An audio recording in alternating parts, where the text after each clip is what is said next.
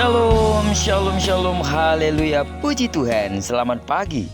Sungguh Tuhan kita baik dan teramat baik, dan dalam kebaikan-Nya sekali lagi Tuhan sudah membangunkan kita di hari ini, Selasa tanggal 14 Maret tahun 2023. Percayalah, seperti Tuhan sudah memelihara kita di sepanjang malam yang kita lewati, maka di sepanjang hari ini Tuhan juga pasti akan memberkati, menolong, dan menyertai hidup kita. Amin.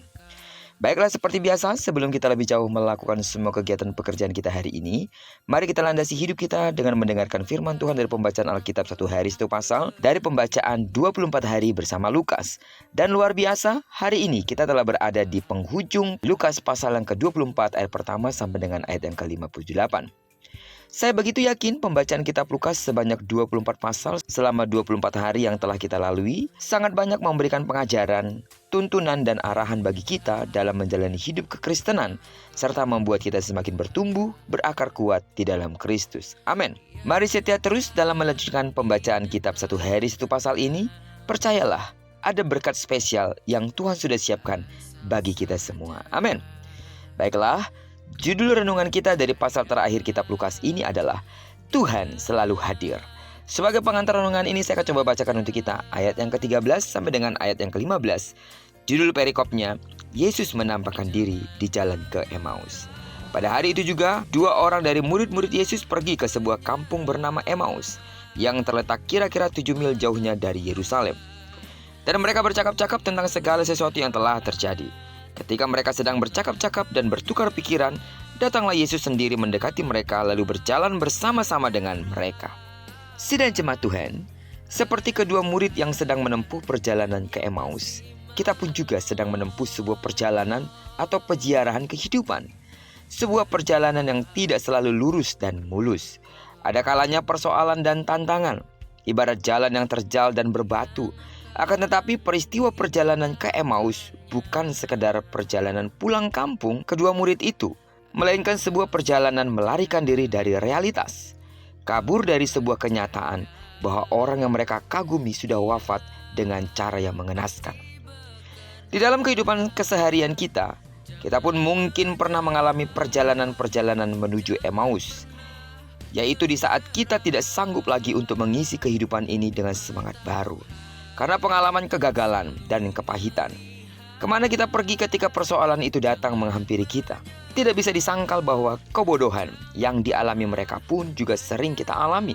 Kehadiran Tuhan di dalam kehidupan seringkali tidak bisa kita sadari, apalagi dikenali. Semua tertutup dengan segala pemikiran-pemikiran dan prasangka-prasangka negatif. Padahal sebenarnya kita tahu bahwa Tuhan Yesus senantiasa hadir dan menyertai setiap langkah perjalanan kita. Melalui banyak orang dan banyak peristiwa, Ia mengajarkan banyak hal. Dalam kesibukan sehari-hari, di tengah-tengah aktivitas dan pekerjaan, Tuhan selalu hadir dan menyertai. Namun, kita tidak selalu menyadari dan memikirkannya. Namun peristiwa kebangkitan dan perjumpaan Yesus dengan dua orang dalam perjalanan ke Emmaus ini menolong kita untuk memaknai bahwa Tuhan hadir di tengah-tengah kehampaan, di tengah-tengah kekalutan, bahkan ketakutan dan kekurang yakinan kita. Dia menghadirkan dirinya di tengah-tengah liku-liku perjalanan iman umat dan terus berupaya agar kehadirannya itu dapat disadari oleh orang-orang yang percaya kepadanya. Namun seringkali masalah atau persoalan menghalangi kita untuk menyadari kehadiran Tuhan. Betul bukan?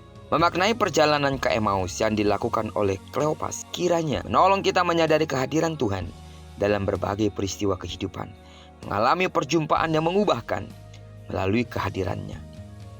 Perjumpaan yang mengubahkan itu menolong kita menghadirkan kuasa Kristus dalam kehidupan kita.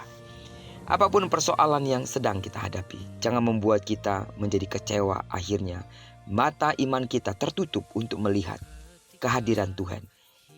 Tuhan tidak pernah dapat mengingkari dirinya sebagai Allah yang Immanuel, Allah yang menyertai kita bagaimanapun kondisi kehidupan kita. Bagaimanapun realita perjalanan hidup kita, pahit getir dalam persoalan-persoalan hidup kita, percayalah, Dia tetap Allah yang Immanuel. Sekali lagi, jangan sampai persoalan kita, jangan sampai hal-hal yang menakutkan dalam pikiran, kekalutan dan kekhawatiran kita menutup mata iman kita untuk merasakan kehadirannya. Percayalah, Dia Allah yang tidak pernah berubah. Dia tidak dapat mengubah segala kenyataan bahwa dirinya adalah Immanuel, yang artinya Dia Allah menyertai kita dalam segala keadaan sampai pada akhir zaman. Terpujilah nama Tuhan. Kiranya perenungan kita di akhir kitab Lukas ini memberikan kita semangat yang baru untuk tetap meyakini Allah itu adalah Allah yang Immanuel, yang tidak dapat mengingkari dirinya sebagai Allah yang menyertai kita dalam setiap kondisi hidup kita.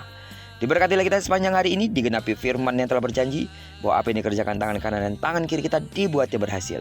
Kemanapun kaki kanan dan kaki kiri kita melangkah, karena kita telah menyerahkan diri kita sepenuhnya ke dalam tangan kendali Tuhan, percayalah di sana pasti kemuliaan Tuhan akan dinyatakan. Diberkatilah kita bersama dengan orang-orang yang kita kasihi, serta bersama dengan orang-orang yang kita cintai dimanapun mereka berada. Terpujilah nama Tuhan. Shalom.